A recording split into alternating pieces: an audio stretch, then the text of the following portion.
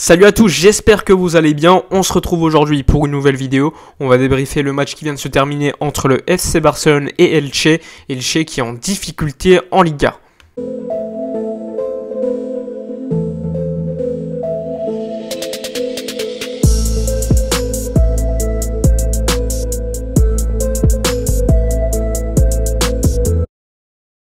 On commence avec l'avant-match comme d'habitude en parlant de la convocation d'équipe. Sans surprise, l'absence de Lionel Messi qui est suspendu. Ilaix Moriba qui a joué en coupe retourne avec le Barça B. Il y avait quand même certains joueurs comme Konrad de la Fuente qui auraient pu jouer et qui auraient pu apporter énormément de choses au poste d'ailier. Finalement, il n'y a pas énormément de surprises. Il y a les absences de Sergi Roberto qui, même s'il s'est entraîné cette semaine, était trop juste. Dest, lui, a été convoqué en dernière minute, même si il n'était pas à 100%. Sinon, globalement, Ansu Fati, Piqué ou encore Coutinho sont des absents habituels. Normalement, Ansu Fati devrait revenir lors du mois de février, à la fin du mois de février même. Coutinho, lui, en avril. Maintenant, on parle du 11 mis en place par Ronald Koeman.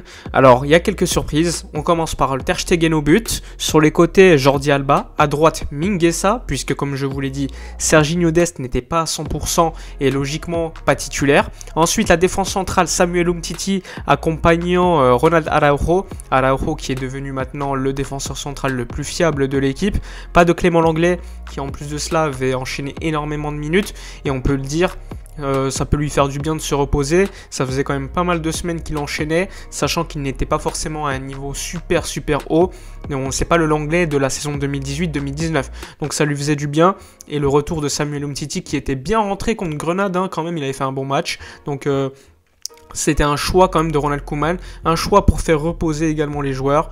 Donc pour moi, c'était pas choquant. Ensuite, le milieu de terrain habituel, Frenkie de Jong, Busquets, Pedri.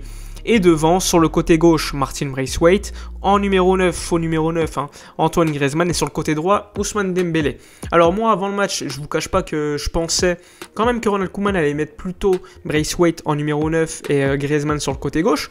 Finalement, il estime que Griezmann est meilleur quand il est libre. Donc il l'a mis sur dans l'axe. Et Martin Braithwaite, en jouant une sorte d'Ansu Fati avant de sa blessure, c'est-à-dire que mi-ailier, mi-joueur dans l'axe. Et malheureusement, c'est pas la même qualité d'Ansu Fati, mais ça, on va en parler dans le match. Alors, concernant le 11 d'Elche, je vous le mets à l'écran, mais personnellement, je ne veux pas vous cacher, je connais quasiment aucun joueur. Peut-être Barragan qui, me semble, jouait à Valence il y a quelques années, mais globalement, c'est pas des joueurs que je connais. Faut pas oublier que Elche, ça fait je ne sais pas combien de temps, il me semble au moins 50-60 ans qu'ils n'ont jamais marqué de but contre le FC Barcelone. Lors des 10 derniers matchs, c'était des grosses victoires du Barça. On les a même battus lors du trophée Joan Gamper 1-0. Et déjà à l'époque, ils avaient défendu super bas. Maintenant, on va parler évidemment du match, en commençant par la première mi-temps.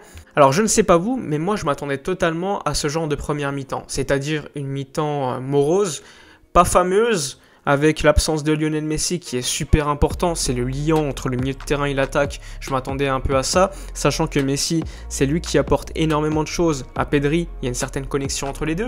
Frenkie qui apporte énormément lorsqu'il se projette, d'ailleurs on va en parler de Frenkie un peu plus tard, mais sur cette première mi-temps, personnellement, je m'attendais à ça, c'est-à-dire à Elche qui allait défendre bas. Ils l'ont déjà fait lors du match Joan Gamper, mais de manière habituelle, lorsqu'ils affrontent une grosse équipe, ils décident de défendre super bas.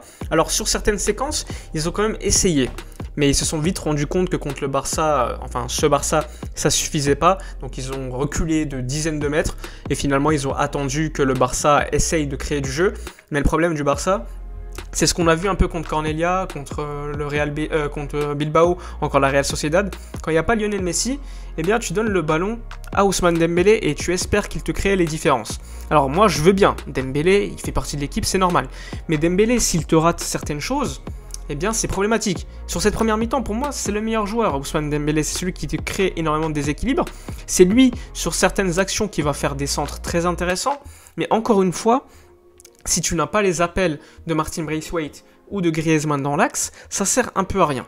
Mais bon, moi, je vous cache pas que la première mi-temps d'Ousmane Dembélé m'a énormément plu, même si évidemment il peut mieux faire. Mais il n'avait pas été accompagné, comme sur le côté droit avec Mingueza. Mingueza, c'est pas un vrai latéral. Donc assez souvent, Dembélé était seul en 1 contre 2, voire 1 contre 3. Oscar Mingueza fait le plus, hein, enfin il fait tout son possible. Mais ça suffit pas, c'est pas un vrai latéral droit, c'est pas un vrai latéral droit type Barça comme Serginho Dest. Donc c'est pas quelqu'un qui va t'apporter, qui va permettre à Ousmane Dembélé d'avoir une ligne de passe supplémentaire, d'avoir plus d'espace, plus de temps. Donc assez logiquement, Dembélé, il a quand même essayé de s'en sortir. Ça a été plutôt pas mal, mais je pense qu'il peut mieux faire. Concernant les autres joueurs, j'ai trouvé un Busquets plutôt pas mal. J'ai trouvé Pedri, comme d'habitude, Pedri, je pense qu'il peut mieux faire, c'est-à-dire que lorsqu'il est devant les cages, il peut allumer, mais assez souvent, il va tricoter, essayer de trouver une meilleure ligne de passe au lieu de frapper, et ça, c'est dommage, mais ça reste un joueur très intéressant techniquement, même si on voit un peu qu'il est fatigué, c'est normal, il a enchaîné énormément de minutes depuis quelques mois, donc pour moi, la première mi-temps de Pedri n'est pas choquante. Ensuite, Martin Braithwaite, problématique sur cette première mi-temps, il est certes décisif, parce que c'est lui qui est sur le centre, après une récupération de Frenkie de Jong et un bon centre vers Griezmann, finalement c'est presque un contre son camp, mais c'est Frenkie qui encore une fois s'est projeté, qui marque. Mais à part ça, Martin Braithwaite, je ne l'ai pas trouvé bon. Il a essayé, il a défendu, je veux bien, mais c'est pas suffisant pour le FC Barcelone. Alors concernant cette première mi-temps de Braithwaite, je vais mettre bof. Sinon, défensivement, ça a été plutôt propre. On n'a pas encaissé énormément d'occasions. Elche, comme je vous l'ai dit, ils ont essayé pendant les 10-15 premières minutes, mais ils se sont vite rendus compte que ça allait pas fonctionner. Donc ils ont essayé de défendre bas, essayé de repartir en transition, mais ça fonctionnait pas. J'ai trouvé que la défense centrale en première mi-temps, Umtiti, Araujo, a été plutôt bonne. Donc pour l'instant, pas choquant. Première mi-temps plutôt correct. Correct, échelle Barça de Ronald Koeman, j'ai envie de vous dire. Jordi Alba, je ne l'ai pas suffisamment vu, à mon avis. Je pense qu'il pourrait beaucoup plus se projeter. Donc une première mi-temps moyenne. Sinon, regardez les statistiques, hein, le Barça a bien dominé, mais ce n'était pas suffisant à mon goût. Concernant la seconde mi-temps, selon moi, on est revenu avec de bonnes intentions, un pressing intéressant, puisque Elche n'a pas réussi de nombreuses fois à relancer, on récupérait assez haut, mais à chaque fois, la dernière passe pour créer une action très dangereuse, on la ratait. Donc ça, c'était très problématique, on aurait pu largement tuer le match bien avant. Il y a eu une action à un moment donné où Frenkie de Jong met une talonnade, il y a une main dans la surface d'Elche, eh bien l'arbitre décide de ne pas siffler.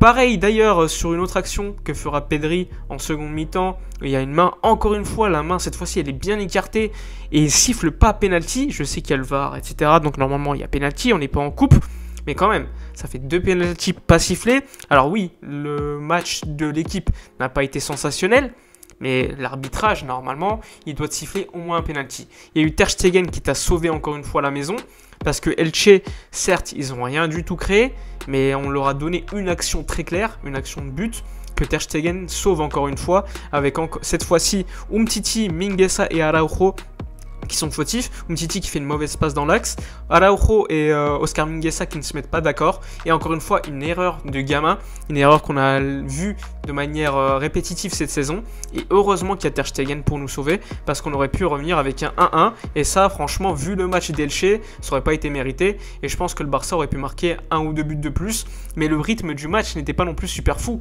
donc je sais pas, pour moi le Barça méritait de gagner d'un score de 2-3-0, mais franchement, on a joué en marchant. Je pense qu'on aurait pu faire beaucoup mieux. On a vu une rentrée de Trincao qui a essayé d'apporter certaines choses. Il a eu une frappe plutôt intéressante, mais globalement, c'est pas encore le joueur qu'on attend. Sinon, globalement, on n'a pas eu un grand match en seconde mi-temps.